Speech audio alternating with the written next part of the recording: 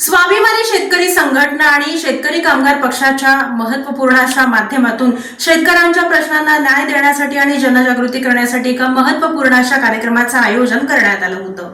शेतकऱ्यांची सध्याची बिकट परिस्थिती, शेतीसमोरील अडचणी आणि ग्रामीण भागातील वास्तव जनतेपर्यंत पोहोचावे या उद्देशाने तुळजापूर येथे स्वाभिमानी शेतकरी संघटना आणि शेतकरी कामगार पक्षाच्या वतीने देऊळ बंद 2 या चित्रपटाचे विशेष प्रदर्शन आयोजित करण्यात आले.